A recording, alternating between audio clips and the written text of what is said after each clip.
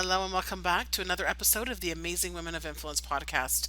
I'm your host, Serena Carcasole. Today's episode is all about upleveling your entrepreneurial game. My guest is known as the lead generation genie, Meliss Jakubovic. She's an online marketing strategist and Facebook ads expert. We discuss when's the right time to utilize Facebook ads, what's the right budget, and when should you get into group programs, and of course, the raw truth of her journey as an entrepreneur and her path to success. So let's get started. Get comfy, grab a drink and a snack. It's time for another awesome episode of Amazing Women of Influence. Get ready to be entertained, surprised, and wowed. This podcast will change your life and give you the tools to help you navigate the ups and downs of life and business. And now, your host, Serena Carcasole, the founder of Amazing Women Entrepreneurs Network, author, marketing specialist, and success catalyst. Hi, Meliss. Welcome. Hi, thanks for having me. Thank you so much for joining us today. I'm really excited to get into your dirty secrets of entrepreneurship and success, and of course, in learning more about Facebook ads and group programs and all that goody stuff. So, what was your big why? Like, what made you get started as an entrepreneur?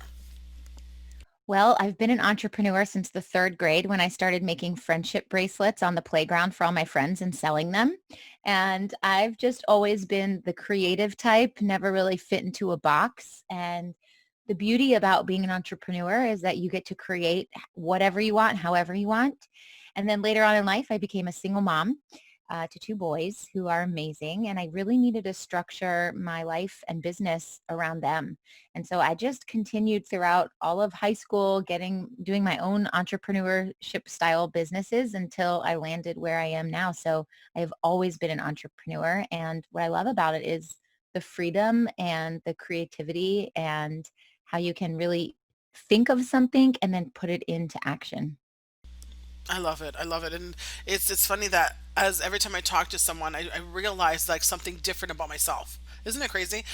Like I realized like, wait a second, I was an entrepreneur back, I didn't start in 2007. I started so much earlier than that because I did Avon and I did all these like little direct sales and all that stuff. And I didn't really think of it as entrepreneurship at the time because it was so new to me. And so then I realized like, oh my gosh, I've been in business a lot longer than I thought. Yeah. That's This is funny pretty because a cool. lot of entrepreneurs are entrepreneurs all Yeah. of their life. Yeah, it's so true. So true. So was there any struggles that you faced throughout that like that startup journey, like when you first started? Did you ever think, "Oh my gosh, like I got to go find another job or it's not working out for me?" Anything like that?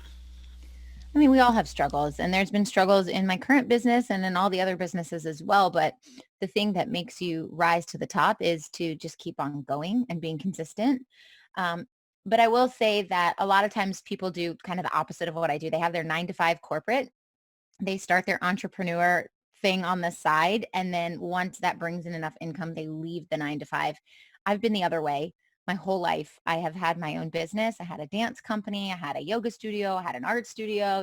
I've had a life coaching company. I've done everything and it's always been my own thing. And if money wasn't coming in, then I'd go pick up like a side gig of a paycheck style job just until there was a cushion and then I'd go back. I'd never really stopped the entrepreneurship going. So you really have to follow your dream and just believe in yourself and move forward with action.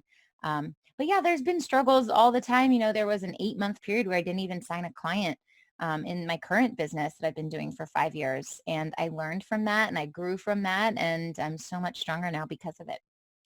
I love that you didn't give up.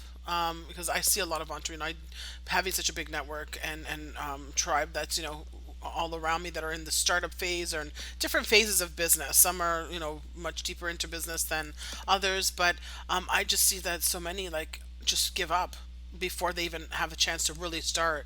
And even when there's like times are tough, they just automatically assume that it's not for them, or they just sit there and let it wither away, and they just kind of play on the Facebook groups and hope to God that they're going to find a client and just stop working on the business really and stop investing in it. And so I just love that you're sharing with everyone here today that you actually went through 8 months without having a client, but you didn't give up. And that's Absolutely and not. that means like that's what real entrepreneurship is all about. being an entrepreneur doesn't mean that you're going to start, that you're perfect and you're going to have a million clients from day one.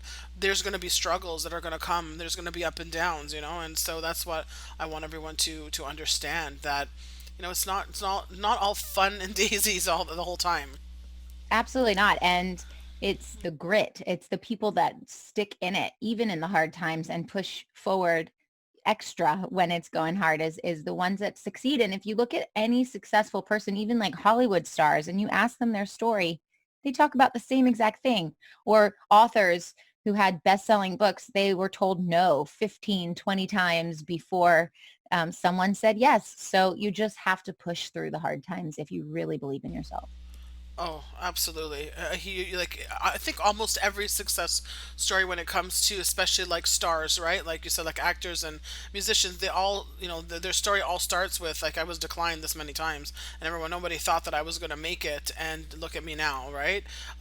So it's just, it's the same thing in business, no difference. What would you You only need say? one Yeah. yes. Yeah, exactly. That's right. It's just one yes, then everything just kind of starts, it's like a tumbleweed. Everything starts rolling in. So, what was that one key that you think would you say is the one key to success in your business that really started to make the momentum happen? It's totally mindset. I mean, I I think that there's a recipe for success, and there's actually three parts to that. And the first one is your mindset, and the second one is planning and strategy, and the third is taking action. So if you do only two of these or only one of these, you're not going to be successful. You have to have your mindset in check. You have to believe in yourself and know that whatever you are trying to achieve is on the way, and not ever doubt it. And of course, we have days where we're like, gosh, why am I doing this? And I must suck. And you go through this imposter syndrome, but you can't sit there for longer than a minute. Like, you have to just keep on going and get your mindset in check. And so I read personal development every day. I meditate every day. I write in a gratitude journal every single day, and really, truly believe that what I'm trying to achieve will come. So I'd say mindset is a really important piece of the puzzle. And then of course, planning and strategy. You can't just twiddle your thumbs and go, yeah, one day a client's going to come. You have to make some sort of plan so you know what you're working towards. And then that last part is taking action, because even if you have the mindset and even if you have the planning, if you're not actually doing anything, nothing's going to come from it. So you have to just take a step forward every single day, and you will move your business into the next direction. Exactly. Oh my gosh. Yeah, you can't just sit there and read everybody else's success story and hope that one day that's going to happen for you. Make it happen. I love that. Absolutely. And what would you say, like, if you had to start all over again in your specific industry that you're in now, which I'm sorry, I don't think I asked you what it was. What is that specific industry that you That's are in okay. now? I'm an online marketing strategist and Cool. Facebook ad expert to health and life coaches and healers who are ready to scale their business in 90 days or less. And if I had to start over, I mean, I'm doing a great thing now. So just the thought of starting over, I'd be like, oh, I don't want to start over. But the truth is, I help people build foundational marketing systems in their business. And almost everyone that comes to me has been in business for maybe a year, 2 years, 3 years, and they never did this. They never set a foundation. They never had their business systems in place. They just opened up their website or made a logo, turned their on light on, like, here we are, we're open for business, open the door and hope someone comes through. But there's no planning there. So you really need to have some goals. You need to have some perspective of how many clients you might need to have, how you need to price your offers, and package them, and figure out who your target market is. You need to really get a deeper understanding of all these foundational systems so that when you're ready to open the doors, or you're ready to open the floodgates for more consistent leads, you already have a system in place and nobody falls through the cracks. Absolutely. Any big failure that you had, like a failed launch, and what did you learn from it? Oh yeah. I run a program now. It's a 3-month mastermind called Marketing with Intention. And I made the landing page for it a full year before I ever sold it to anybody. And I was like, oh yeah, I'm going to make the landing page. It's going to be amazing. So excited. I set up for the launch. I put a lot of money into it, and not a single person even was interested in it. And I'm like, what's wrong? It's such a great program. And what was wrong is that I didn't have everything else in place that needed to be there. So that landing page sat there for a full year and just literally hung out there waiting for the day where all these pieces would come together. And once I figured out exactly who I was targeting, exactly how I needed to word it, the messaging, everything, That landing page was already there. And now this program has sold out 8 times this year already. So Wow. it's like the vision was there, but the little pieces around it, these little tiny tweaks, it wasn't there. And sometimes that's a really good takeaway is you might have everything in place, but one tiny little tweak that needs to change. And that one little change can make massive impact. Oh my gosh, I love that. It's sometimes we think that people like they have it all together, and they have like they're just so lucky and everything works out perfectly. And in reality, there's not one, I guess you could say successful entrepreneur that hasn't had a failed launch or hasn't had something that didn't work from them. And it's just a matter of like learning from your whether it's mistakes or just your experiences. It's not, I wouldn't even call it a mistake. Learning from your experiences, and then you learn to perfect them. So like they say, success overnight is takes 13 years or so or 5 years or so, Absolutely. right? But it's through experiences, it's through the things that you try and you realize what works and what doesn't work, and then that's when all of a sudden, like what happened to you now, you went from a year of not getting anything to now sold out 8 times in a year, which is just phenomenal.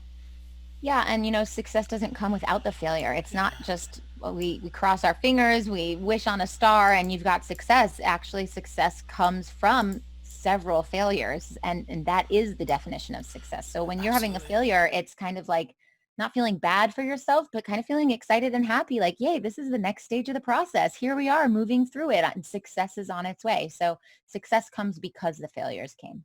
Absolutely. Oh yeah, definitely. So what are some of those favorite tools that you use to help you with your run your business on a daily basis? Well, I love Trello. I have Oh like my gosh, yes. hundreds and hundreds of Trello boards. Yeah.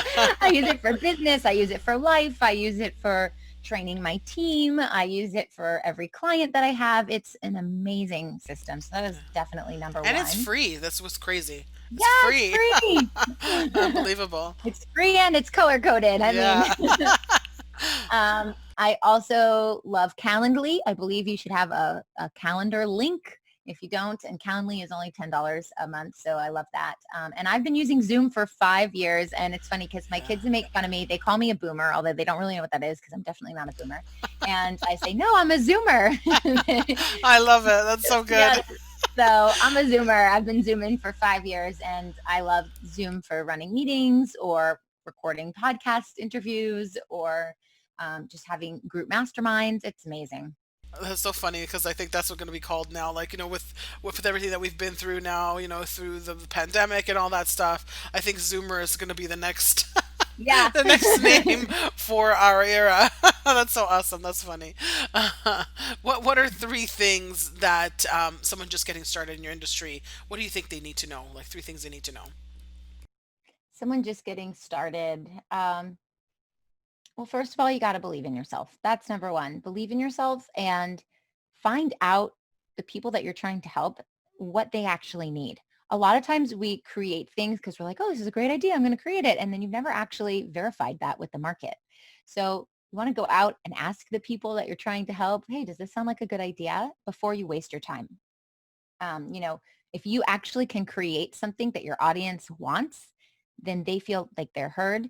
They feel like you get them, and they absolutely want whatever it is you have to offer because you're solving their problems. So just not assuming, but actually surveying the audience. What do you guys want? Would this be helpful? Does this sound good?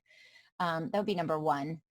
Number two would be to just keep going. I know that's like kind of cliche, but like every single day, do something in your business to move it forward every single day. And the third thing would be to delegate. I'm a really strong believer that you should feed your strengths and outsource your weaknesses. And I know some people are like, oh, I don't have the money. I can't afford a VA. I don't know what I'm going to do with them. Or maybe I need to be in business for 2, 3 years before I'll bring on some help. And the truth is you're stunting your growth. And as soon as you feel like this is too overwhelming, or I can only take on 1 or 2 clients because I'm doing everything for them, and you really can't find more room in your schedule to add on a third or fourth client, that is the time that you need to delegate. So take something that you hate doing, if it's writing content, if it's doing the technology piece of things, or maybe it's just scheduling or writing emails. I don't know, whatever it is, you're like, oh, I wish I didn't have to do that. Or you keep delaying getting it done. That's something you give to a VA. You pay some money to get it done. It's going to free up your time for you to bring in more clients, and that money will come back to you tenfold. Oh, absolutely. Love that. Excuse me. Love that. You know, when it comes to being in business, we have someone that we're following or books that we're reading that should really be something that we use as a guide in our business. Do you have someone specific or specific books that you follow that is like an influence to you that helps you with your growth? I love reading and I love personal development and business development. I actually ask every single one of my Facebook friends if they have any book recommendations in those two topics. And I have a list of hundreds and hundreds of books. And it just helps me with my growth. So um, anything related to manifestation, law of attraction, spirituality, growth, all of those things are my favorite. But I really love Jen Sincero's You Are a Badass at Making Money. I've read it like 10 times. I just really love the mindset piece of that where, money it's just energy and it's a form of currency. You don't need to have any qualms about like asking for money or thinking, oh, I can't make that much money and all these things that kind of stunt your growth. So I really, really love that book. And one of my favorite books is by Dr. Joe Dispenza, and it's Breaking the Habit of Becoming Yourself. And the reason why I love it is because I'm very spiritual and I'm really into manifestation. And sometimes it's a little too woo-woo for people. And Dr. Joe Dispenza takes the scientific approach to that and proves why all of that is true and how it all works. And it is just a fascinating book. And I've read that several times as well. Love it. Love those books. Those are all great books. They're also they're all on my reading list. I have so many books that I have to read because everybody I talk to, they're like always mentioning some great books, and those are on my I purchased already and just have to be read. I need to put that section, get that section going. Yep, That's awesome. And yes, it's so important to have to read is like probably one of the best things you could do is besides mindset and mastering your mindset is reading books that will really help you to move forward. And I think every single successful entrepreneur have a bunch of books on their back that they've read that really help them to move forward for absolutely. I sure. have an ongoing list and I do Audible because I can listen to it when I walk the dog or when I'm driving the car or doing Yes. dishes or laundry. And I can just get through books so much more quickly. Yeah, and you can just like speed it up a little bit to like 1.5 and it Yeah, goes I a do little that too. faster, right? It's awesome. Yeah. All about being efficient. Yes, exactly. So what are some of those like most common objections you get when people are trying to buy your product or your service? How do you deal with them? How do you answer them? Well, I think the two most common objections that everybody hears, for example, on a sales call would be time and money. And no matter if your product is $50, $500, $5,000, or $50,000, you're going to hear those two objections. So the trick would be to bring those objections up in advance. So when you bring the objections up, they become helpful. When they bring the objections up, it becomes a hurdle, an obstacle that you have to uncover. So if you can bring that up in a sales call and say, well, this is going to require some sort of investment. Have you thought about that? A time investment or money investment? Have you thought about how you would handle that? That becomes helpful where they're like, oh, I never thought about that. Thanks for bringing that up. Whereas if you go through your whole sales process and then you say your price and they're like, well, how much is it? And you tell them and they get shocked because the natural state of the human brain is to be shocked regardless of the actual amount. And then they're going to go, oh my God, well, I don't know about the money, blah, blah, blah. And now you have to overcome that. So just calling out the objections in advance is really helpful. And you can do this not only in your sales calls, but also in the content that you post on your social media pages. So, things that shift somebody's mindset, that they have to shift a mindset before working with you, I would call those out in your content. So if, for example, you're an energy healer and the work that you do is amazing, but your clients are kind of like, it's a little woo-woo. I don't know if I could do it. Well, if you get on a call with them and their belief system is that it's woo-woo, they're not really going to want to close with you. But if you're talking about all the benefits of it and why it's so good, and maybe you post some testimonials and you do some mindset shifts in your content, now you've shifted the mindset of the target market So they are like, oh yeah, it does sound like a good thing. And when they get to the call with you, they are ready to find out more about it. That's perfect. I think a lot of things that people are doing when it comes to their sales calls is that they're focusing on the program and the process or the service versus focusing on what the person needs and wants. Right. And like when you lay it out in a way of the solution you're providing for them and how it's going to change their life, that's when they really start to see things differently. And that's where I just everybody struggles with. They're just like, oh, how great their program is and how great they are and all that stuff. But in reality, people don't care. People don't care about Well, the process. Really, it's like they just want answers. They need help. They right. Yeah, It's not about the process, but it's also not about you as yeah, the exactly. salesperson.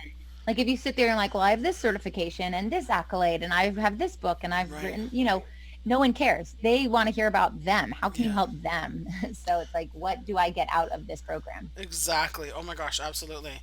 So, there's ways to make more money, and in this instead of doing one-on-one, you could go into group coaching programs, or group service programs, whatever, whatever you want to do. But it's not for everyone right away, right? Like, so what is that? What is it that we need to know that will when it's like time for us to shift into that group program phase? That's a great question. So like, for example, a lot of times people come to me and they say, I need more one-on-one clients. Can you run Facebook ads for me? And I, ask a few questions, find out a little bit more about them and their business and where they are in their journey and realize you do not need Facebook ads. So there are different stages of business. And within each stage, there is something that you need to do to get you to that next level to scale. And if you skip over these stages, it's like putting the cart before the horse. So stage one is your one-on-ones. This is where you are selling your program or your service or whatever one-on-one, you and one other person. Maybe it's a 1 hour phone call, however many times a week or a month, whatever you guys decide.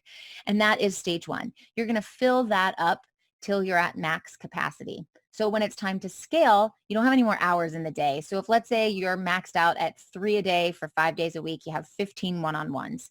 If you wanted to scale your business, you literally can't find any more time in the day. That's when you know it's time to go into stage two, which is group programs. Or let's say you have 5 people in a group that you're helping 3 times a week. Now you're helping 15 people, but instead of it taking 15 hours, it's only taking 3 hours. And so you can scale in that way because you can add on more group programs or you can add more people to each group program.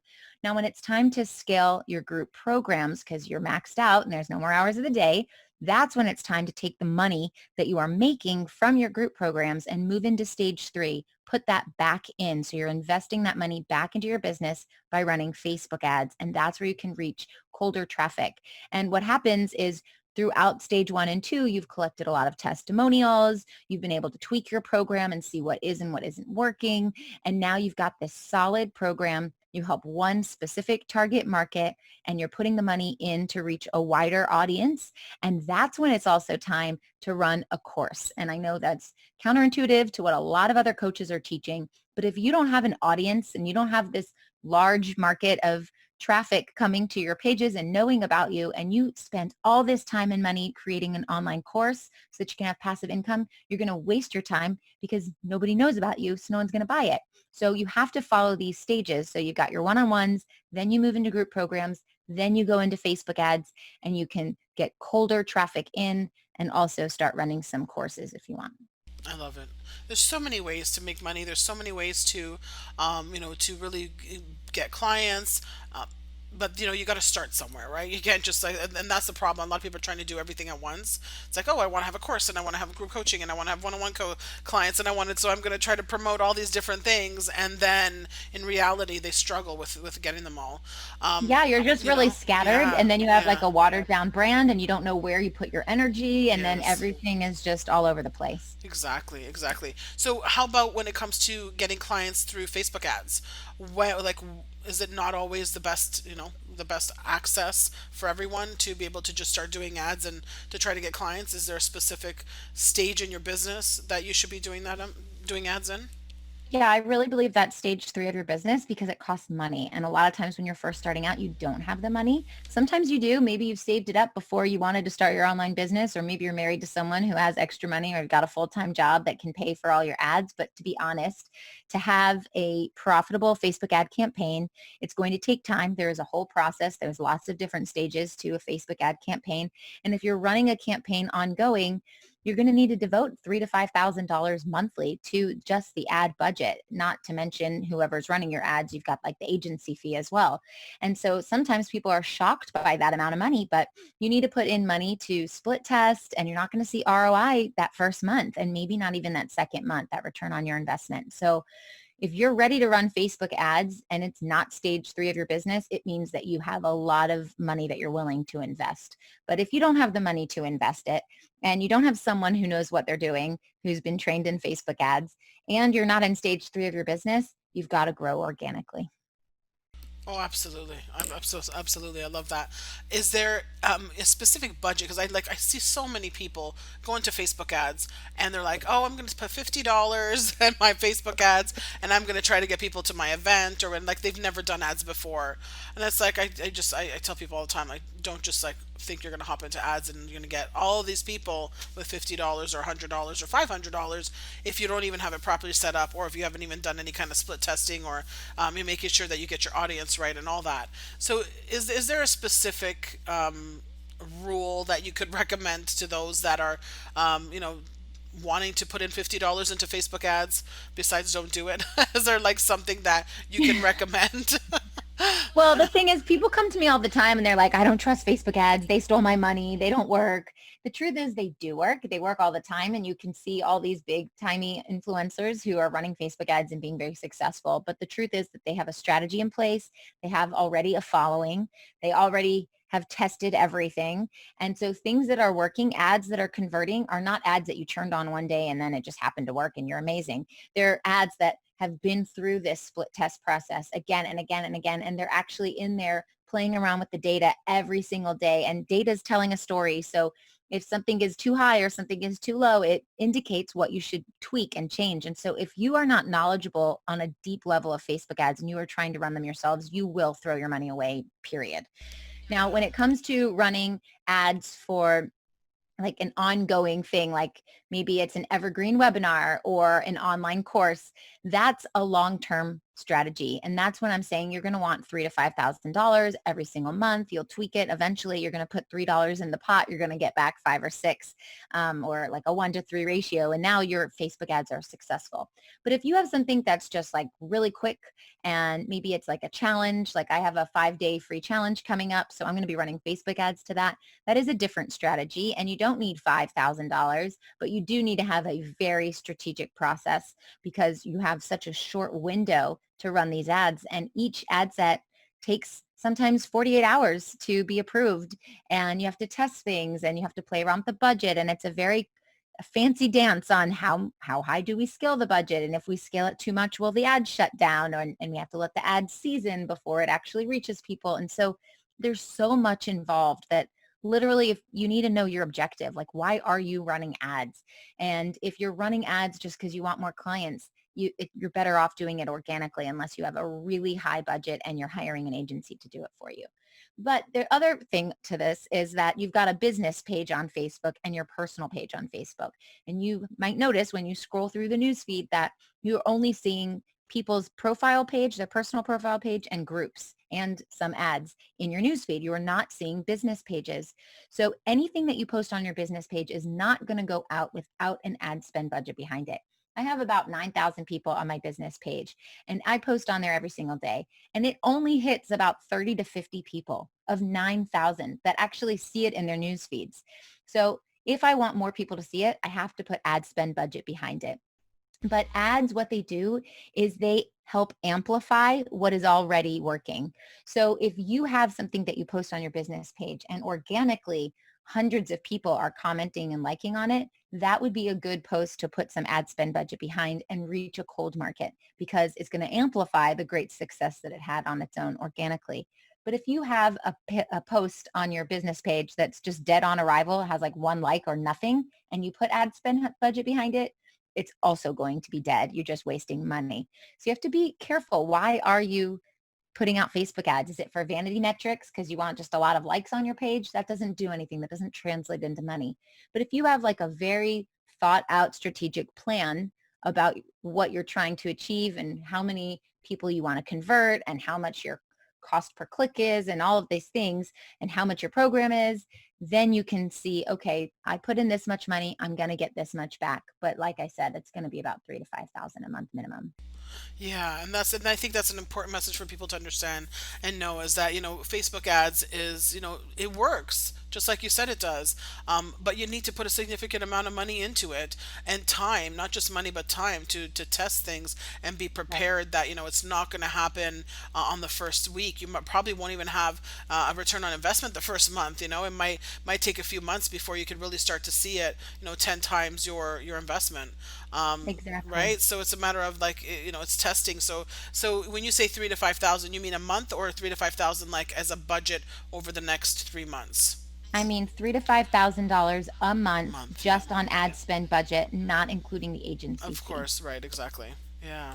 And then you can see what kind of results like are typical. 10 times the investment, 20 times. Is there a specific, result that you've seen that's more common? It really depends on what you're sending an ad to and what industry it is that you're working in. Like B2B is going to be a little more expensive than B2C, Right. and also e-com is going to be different than service based. So it really does matter.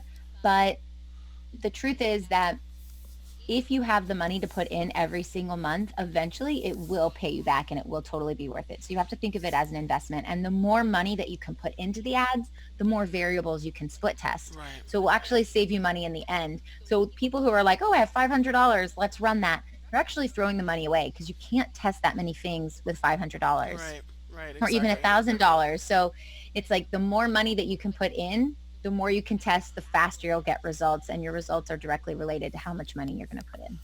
Absolutely. Oh, that's so great. Thank you so much. You've been such a wealth of information. I love chatting with you today. You have a gift for the audience. Why don't you share that with us? Oh, sure. Thanks so much for having me, Serena. It was amazing. And the gift that I have is actually to join my free Facebook group at magneticmarketingmastermind.com. You answer a few questions to get on in there, and I have a wealth of resources about marketing your online business for anyone who's an online service-based, personal branded business, but especially for health and life coaches and healers, and also for virtual assistants who support that type of business. Thanks for listening to this episode of Amazing Women of Influence. If you loved this episode, head over to our website, amazingwomenentrepreneursnetwork.com, where you can learn more about your host, Serena Carcasole, and the other amazing women of influence. You can also subscribe to our podcast on your favorite podcast player like iTunes or Google Play so you never miss an episode. While you're at it, feel free to leave us a rating or review. See you next time on Amazing Women of Influence.